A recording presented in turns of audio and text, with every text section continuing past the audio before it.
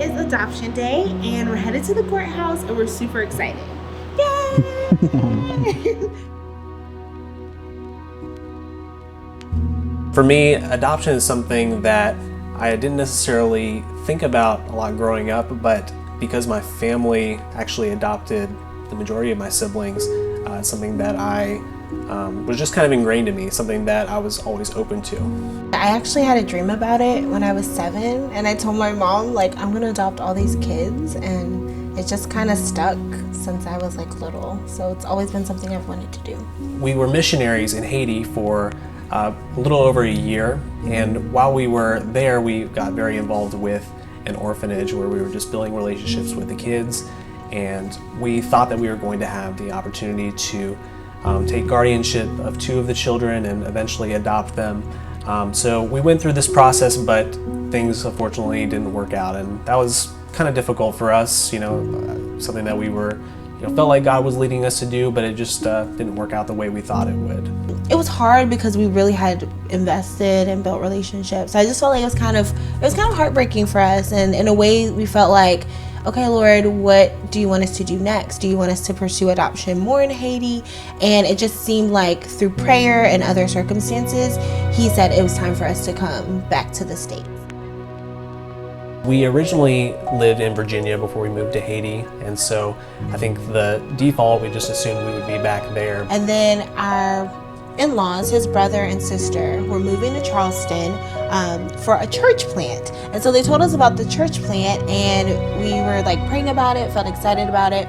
Luke felt more excited about it than me. I'd never been to Charleston before, so I was like, why would we go to Charleston? That doesn't really make sense. Like, why are we not going to go back to Virginia? But after, prayer and a lot of different things, I really felt like we both felt like the Lord was like, you need to go to Charleston. This is the next step for you. Yeah, so obviously moving away from Haiti and moving to Charleston was a big change of plans for us. But one thing that we really knew that we wanted to do was pursue adoption here. And so we started that process through the Department of Social Services. We went through an application process, had to go through different seminars, different things. In fact, we even had to give the sort of criteria that we were looking for a child, and we basically said ages 0 to 10 because we knew that the likelihood of getting a really young child is very unlikely. So we wanted to keep our options open and make sure that that we would be open to like an older child. So that's kind of what we were expecting. So after we had gotten certified or approved for adoption for our home, so we're like, yay, we're approved to be an adoptive family. Only a few months after that, I get a call while I'm at work from Department of Social Services, and I'd been talking to our worker, a little bit back and forth, but he literally was like, there's a newborn baby girl that's been born at the hospital, and we want to know if you and Mr. Seavers are interested in being her parents. And I was like, I started crying because I was like, are you serious? Like, I thought he was like kidding with me or something. Like, my brain almost like didn't believe it.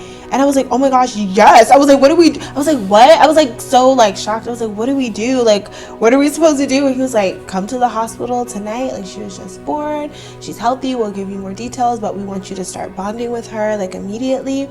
Call Mr. Seavers and let me know. So I literally I was like, okay. I hung up my phone. I told my manager, I was like, I gotta call my husband.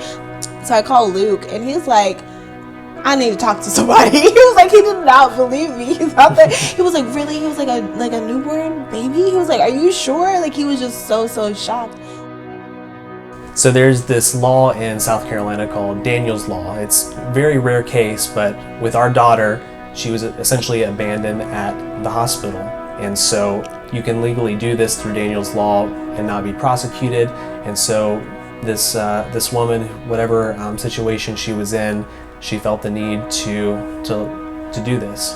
And so that's the reason that we got this call and why it was so you need to come to the hospital right now. The cool thing is that we actually got to spend several days overnight in the hospital. It was almost like we had given birth to her, but not in the typical way. Like, we actually got to have that experience. So that was really kind of special. We had our family in town come and visit and just get to meet baby Allie.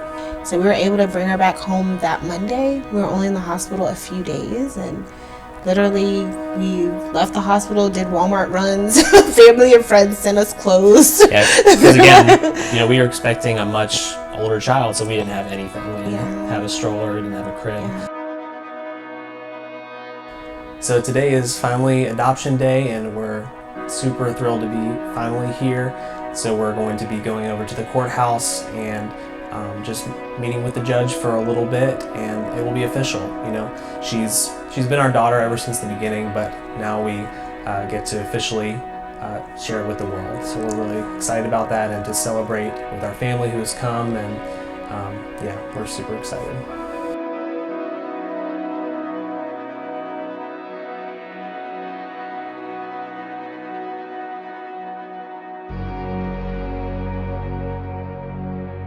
When God led us to Charleston, we really didn't know what He had in store for us. We didn't really know why He had called us here. But it's obvious to us now that it's because our daughter was here.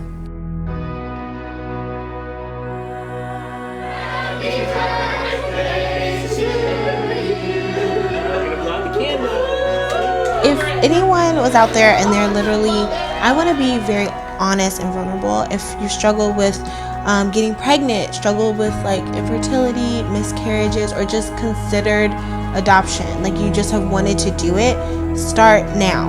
I want to say that it's a long process. There can be a lot of ups and downs. It can be really stressful, it can be hard, but push through and start now. Like, I hear so many people who say they wish they would have started sooner. It's just a phone call. You just have to call your local Department of Social Services and start asking them what are the requirements in my state to start the process, and start it. You won't regret it. God has children that are specific for your family, and you'll just be blessed.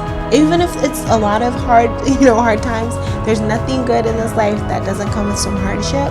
So yeah, and we'll be praying for you guys. So I will, pray and just do